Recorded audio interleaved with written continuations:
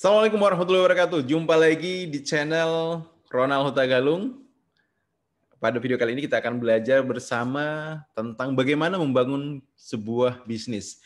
Pastikan untuk kamu subscribe ya channel ini agar kemudian kamu juga bisa mendapatkan notifikasi dari video-video terbaru yang ada di channel ini. Nah, buat yang baru join di channel ini berisi tentang berbagai macam hal berkaitan dengan bagaimana menumbuhkan motivasi, inspirasi, ada tips bisnisnya, dan tentang bagaimana meningkatkan keterampilan kita di dalam berkomunikasi. Oke, kita akan lanjut. Pada video kali ini kita akan bahas tentang prinsip dasar bisnis, ya, prinsip dasar orang berbisnis atau apa yang menjadi pondasi orang ketika menjalankan bisnis. Nah, saya akan gunakan pendekatan plus, minus, multiply, and divide atau ya penambahan, pengurangan, perkalian, dan pembagian. Nah, sekarang bagaimana kita membangun pola pikir berbisnis dengan menggunakan prinsip ini? Nah, jadi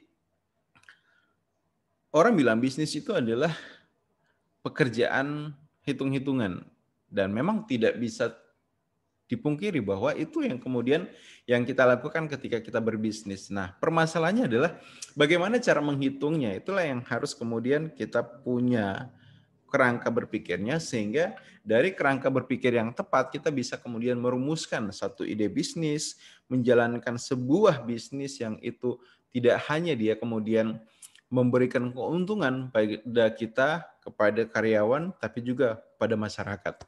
Nah, kita akan mulai dari yang pertama. Prinsip pertama dalam bisnis yaitu adalah menambahkan nilai. Ya, menambahkan nilai. Artinya apa? Kalau ingin bisnisnya kita maju, berkembang, dan berkelanjutan, maka kita penting untuk selalu berpikir apa nilai tambah yang bisa kita berikan kepada konsumen kita, kepada tim kita, kepada bisnis kita. Nah, bicara tentang nilai tambah ini, kita bicara tentang bagaimana memiliki sebuah keunikan, memiliki sebuah daya tawar berbeda yang membuat kita akhirnya apa? Bisa dipilih oleh konsumen, bisa dipilih oleh orang-orang yang butuh pekerjaan, bisa dipilih oleh masyarakat sekitar sebagai solusi yang mereka butuhkan. Nah, bisnis itu adalah satu usaha untuk bagaimana menawarkan solusi pada masalah yang dihadapi oleh orang lain itu. Bisnis kuliner itu adalah solusi yang dihadirkan buat orang-orang yang sulit untuk cari tempat makan, ataupun misalnya ingin makan makanan tertentu, ataupun misalnya ingin bisa ketika waktunya makan, mereka tidak harus pulang ke rumah masak dan sebagainya. Bisnis fashion adalah solusi yang dihadirkan buat mereka yang bermasalah ketika misalnya pengen ke pesta tapi pakaiannya itu-itu saja. Menjadi solusi buat mereka yang ingin tampil keren. Menjadi solusi bagi mereka yang ingin menutup aurat dengan baik dan benar. Dan itu yang dilakukan oleh bisnis fashion.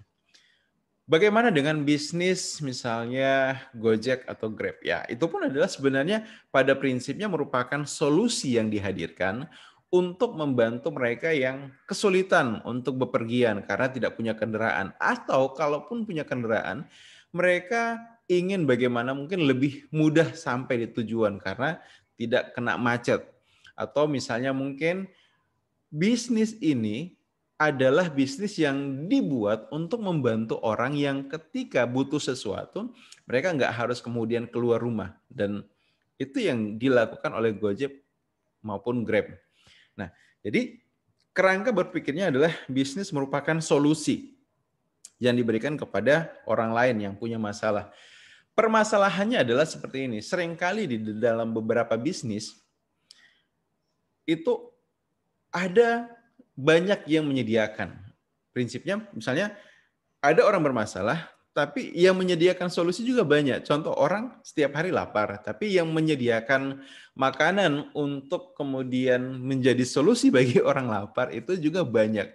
Nah, fungsi dari adanya nilai tambah ini adalah menjadi pembeda kita dengan rumah makan yang lain, dengan bisnis yang lain, sehingga membuat orang ketika misalnya ingin agar masalahnya selesai, ketika mereka butuh untuk menemukan pemecahan dari masalah mereka, yang mereka pilih bukan bisnis yang lain, bukan orang yang lain, akan tetapi kita sebagai solusinya. Kenapa? Karena kita punya nilai tambah. Nah, seperti apa sebenarnya nilai tambah itu? Kita akan bahas dari dua sisi. Yang pertama adalah sisi konsumen. Berikanlah nilai tambah pada konsumen, pada pembeli Anda. Seperti apa nilai tambah yang bisa kita berikan kepada konsumen? Yaitu sesuatu yang melebihi dari apa yang mereka ekspektasikan, mereka harapkan, mereka inginkan. Nah, sebagai contoh seperti ini. Awalnya saya gunting rambut di satu tempat yang itu ketika misalnya kita mau gunting rambut di situ, ya yang ditawarkan adalah seperti ini, oke? Kita disuruh diminta duduk, kemudian dikeramas, setelah itu digunting, setelah itu dicuci lagi dan bayar pulang gitu. Suatu ketika saya mencoba satu tempat gunting rambut barbershop ya, satu lagi. Nah, di sini yang dilakukan oleh barbershop ini adalah saya diminta untuk duduk, kemudian dikeramas, sambil dikeramas itu betul-betul dipijat kepalanya, oke. Kemudian setelah itu digunting, setelah digunting ya dikeramas lagi, tapi kemudian setelah itu wajah saya ditutupi dengan handuk hangat. Handuk yang direndam di air hangat dan kemudian ditutupi. Diberikan kesempatan saya untuk ya bisa dibilang ya relax tiduran kurang lebih 3-5 menit, barulah kemudian setelah itu ya dipersilakan untuk kemudian ditata lagi rambutnya.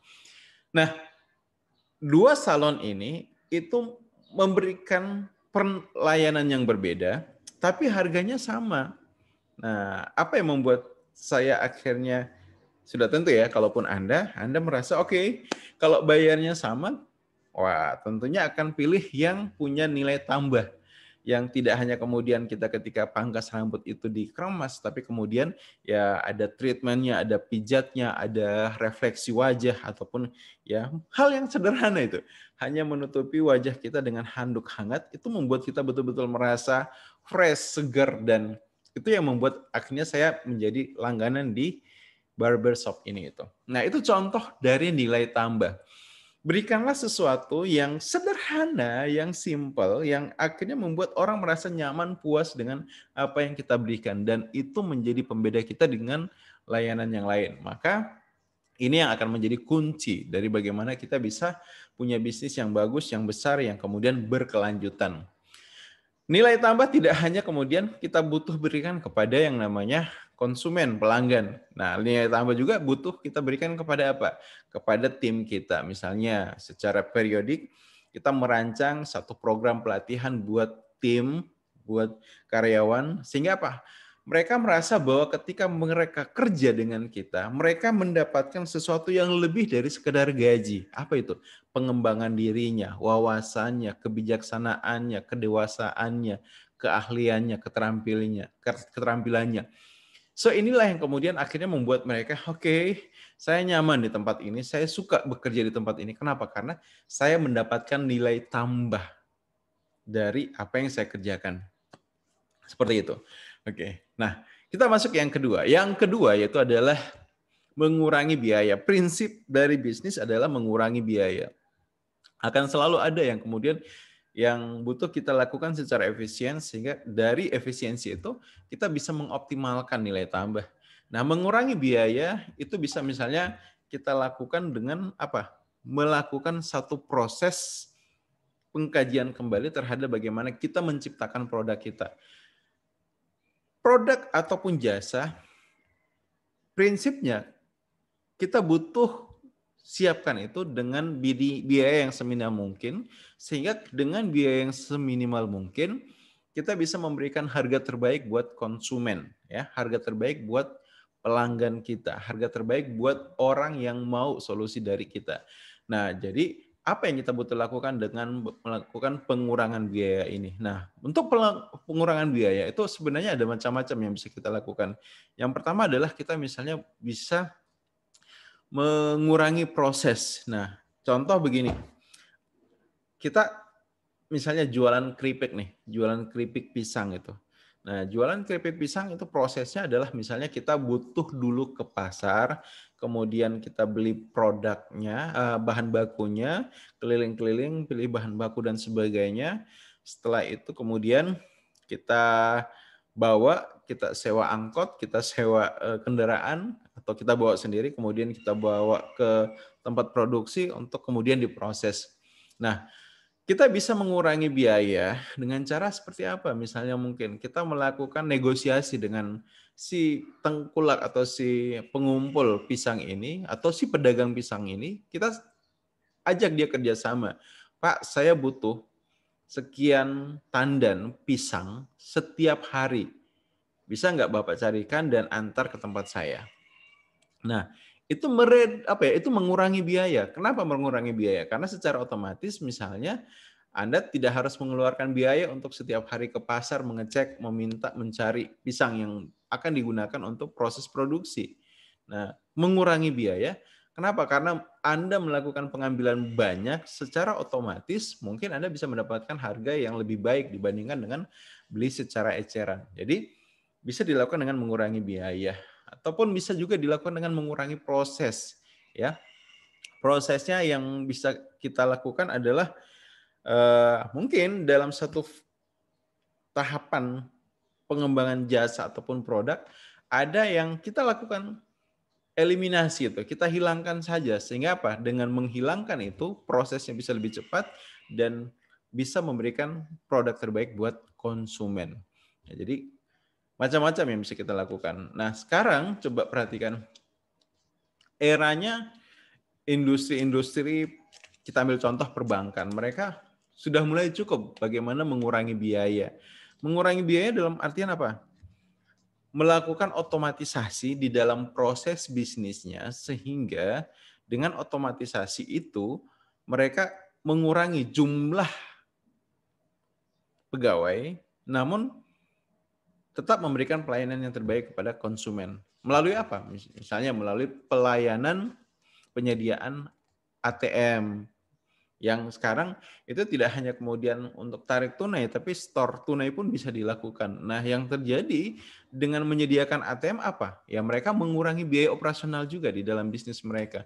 Tidak perlu melakukan rekrutmen banyak pegawai, ya mereka cukup misalnya memang berinvestasi di awal besar pada mesin ATM, namun dari kalkulasi yang dilakukan jauh lebih murah kos pengadaan mesin-mesin itu dibandingkan dengan kita rekrutmen karyawan. Karena kalau misalnya kita rekrutmen karyawan yang banyak, ya secara otomatis ya ada gaji bulanan yang harus kita keluarkan, ada tunjangannya, kemudian ada bonusnya, kemudian bisa jadi itu ada hal-hal lainnya yang juga butuh kita siapkan terkait dengan biaya kesehatan dan sebagainya yang itu bisa akan lebih efisien kalau misalnya kemudian kita ganti dengan mesin. Nah, itu adalah cara berpikir mereka yang ada di perbankan dalam bagaimana mengurangi biaya sehingga apa? Dengan mengurangi biaya ini bisa memberikan nilai tambah yang lebih kepada konsumen. Nah, mengurangi biaya kalau dari sisi perusahaan ataupun usaha ya kita misalnya mungkin melakukan proses efisiensi di dalam pekerjaan. Ini ada kisah menarik gitu. Ketika saya ke Korea, ya jadi di Korea itu ya beberapa kali mampir di tempat makan, ya di tempat makan di resto. Nah, resto itu untuk ukuran resto yang memiliki kurang lebih sekitar 15 sampai 20 table meja. Kalau kita di Indonesia itu pasti hampir misalnya satu atau dua meja itu ada satu waitressnya. Kemudian yang melayani, yang menyediakan makanan, yang mengantar itu beda, yang mencatat beda dan sebagainya. Jadi ada begitu banyak orang yang kemudian terjun di dalam bisnis itu. Tapi ketika waktu di Korea yang terjadi di satu resto itu yang ada 12, 15 sampai 20 meja tadi, itu saya hanya melihat kurang lebih hanya ada 2 orang itu yang kemudian bekerja di situ. Ya, satu orang menerima pesanan, kemudian mencatatnya dan kemudian dia yang akan mengantarkannya. Nah, kemudian dia juga yang membersihkan mejanya. Nah, ya paling banyak mungkin 2 orang gitu. Jadi sangat-sangat efektif dan efisien. Begitu juga ketika saya ke Eropa, ada satu hotel, itu hotel keluarga sepertinya, dengan ratusan kamar, tapi yang saya lihat petugas pegawai di hotel itu tidak lebih dari 5 orang itu, ya, tidak lebih dari 5 orang itu. Sementara kalau kita lihat ya di bisnis-bisnis yang kebanyakan ada, mereka wow resource-nya, tenaga kerjanya banyak dan itu secara otomatis merupakan pembengkakan biaya. Nah, ketika saya tanya itu, apa yang mereka lakukan di Korea sehingga kemudian membuat mereka akhirnya menerapkan seperti itu di dalam bisnis, simpelnya mereka bilang seperti ini. Di Korea lebih baik kita bayar orang 2 kali lebih banyak dari gaji secara umum, tapi dia bisa melakukan pekerjaan 5 orang daripada kemudian kita rekrut 5 orang sekaligus dengan gaji yang sama. Artinya begini, misalnya, oke, kalau anggaplah gaji setiap orang adalah 1 juta, ya, untuk orangnya setiap orang adalah 1 juta. Kemudian lebih baik kita menggaji orang itu 2 juta untuk bisa melakukan pekerjaan yang bisa dilakukan 4 sampai 5 orang dibandingkan kemudian kita merekrut 5 orang dan kemudian menggajinya 1 juta 1 juta. Nah, jadi itu adalah contoh bagaimana pengurangan biaya yang bisa dilakukan. Oke, nah itu yang kedua. Nah, sekarang yang ketiga adalah kita bahas tentang bagaimana meningkatkan faktor kali. Meningkatkan faktor kali seperti ini. Prinsipnya di dalam berbisnis kita pengen bagaimana bisa memberikan solusi kepada orang sebanyak-banyaknya sehingga kita butuh punya faktor kali. Ya, faktor kali artinya kalau misalnya dalam setiap pelayanan kita, dalam setiap solusi yang kita berikan, kita bisa mendapatkan margin keuntungan anggap saja misalnya mungkin 10.000. Maka semakin banyak solusi itu diperoleh oleh orang-orang, maka itu yang akan kemudian menjadi faktor kali. Kalau kita untung 10.000 saja, kemudian itu produk kita, jasa kita, solusi kita digunakan oleh 10 orang, maka yang terjadi kita sudah mendapatkan 100.000 marginnya. Kalau kemudian 10.000 dikalikan 100, maka kita sudah mendapatkan berapa itu? 1 juta. Nah, dan seterusnya. Sehingga memperhatikan faktor kali ini akan sangat membuat kita bisa menjalankan bisnis dengan baik, ya. Dan ini adalah pondasi kuat. Lihat saja misalnya banyak bisnis yang besar itu dikarenakan mereka punya faktor kali yang luar biasa. Contoh misalnya jaringan retail Indomaret, Alfamart, ya. Jadi ya walaupun misalnya gedung mereka omset mereka tidak sebesar misalnya supermarket seperti Hypermart, Giant dan sebagainya, tapi mereka punya faktor kali gitu. Di mana dengan ada banyaknya gerai, ada banyaknya toko, mereka bisa dibilang bisa jadi jumlah omsetnya jauh lebih besar dibandingkan dengan satu mall sekalipun, ya seperti itu. Oke, itu berkaitan dengan faktor kali. Dan yang terakhir adalah di dalam berbisnis pastikan kita juga memperhatikan adalah faktor bagi. Bagi dengan adil. Bagi dengan banyak orang. Bagikan kembali kepada masyarakat. Bagi dengan adil artinya apa? Ketika kita mendapatkan profit keuntungan, maka pastikan sistem salary penggajian di dalam bisnis kita itu diperlakukan secara adil sehingga membuat setiap orang yang ada di dalam bisnis merasa nyaman, merasa bahwa dia mendapatkan keuntungan juga dari apa yang dia lakukan. Adil tidak selalu sama rata, ya, tapi adil dalam artian sesuai dengan kontribusi yang dia berikan dengan tugas yang dia lakukan. Kemudian bagi kembali ke masyarakat, artinya apa yang kemudian kita sudah peroleh itu butuh kita kemudian distribusikan lagi dalam bentuk berbagai macam hal. Misalnya mungkin kita mau sedekahkan, kita mau infak, kita dalam bentuk zakat atau apapun kegiatan sosial. Karena ini yang kemudian akan membuat akhirnya bisnis kita banyak didoakan oleh orang dan kemudian bisa terus memberikan manfaat buat banyak orang. Oke, jadi itu 4 hal yang menjadi prinsip dalam bisnis. Yang pertama adalah memberikan nilai tambah, kemudian mengurangi biaya, kemudian memperbesar faktor kali, dan kemudian bagi dengan adil dan kembalikan kepada masyarakat. Demikian video kita kali ini. Sampai jumpa di video selanjutnya. Salam sukses selalu.